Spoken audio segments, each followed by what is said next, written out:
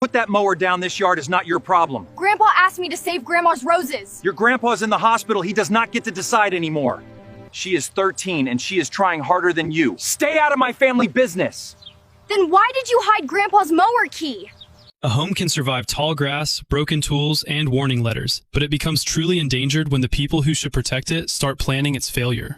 Mia was only 13 when she tried to mow her hospitalized grandfather's yard because a city warning had threatened the home he built around her grandmother's roses. Her uncle Darren claimed the yard proved Walter could no longer keep the house, but the missing mower key, the broken timing, and Darren's sudden talk of selling made Caleb realize this was not simple neglect. It was a setup. Caleb asked Mia if her grandfather kept spare keys anywhere. Mia wiped her tears and said Grandpa always kept extras in a coffee can above the workbench because Grandma used to say he could lose a key while holding it.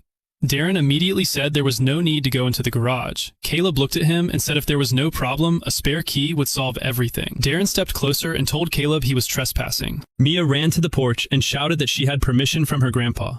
Then she pulled out her phone and called Walter at the hospital. The call went to video. Walter appeared on the screen, pale and tired, sitting in a hospital bed with a blanket over his lap.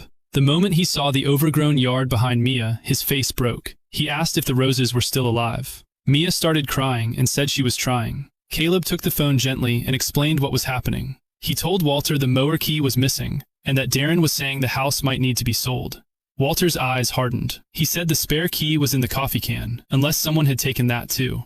Darren looked away. Caleb walked into the garage with Mia while Walter stayed on the phone. The garage smelled like old gasoline, dust, and cut grass from years of Saturdays. On the wall were tools lined up perfectly, each one labeled in Walter's handwriting. Near the back sat a shelf with a faded coffee can. Mia reached up, opened it, and froze. It was empty. Darren shouted from the driveway that this proved Walter was forgetting things, but Caleb noticed fresh scratches on the shelf and a clean rectangle in the dust where something had recently been moved. He looked lower and saw a cardboard box tucked behind a stack of old paint cans. Inside, with a missing mower key, 2 city warning notices that had never reached Walter, and a real estate brochure with Darren's name written on it. Mia's face went pale. Walter saw it all through the phone. For a moment, nobody spoke. Then, Walter asked Darren why he had his mower key. Darren said he was only trying to make things easier. He said the house was too much, the yard was too much, and the hospital bills were only going to get worse. Walter told him to stop pretending greed was concern. Darren snapped that the house was just sitting there losing value. Mia stepped forward and said, "It is not just a house. It is where Grandma's roses are."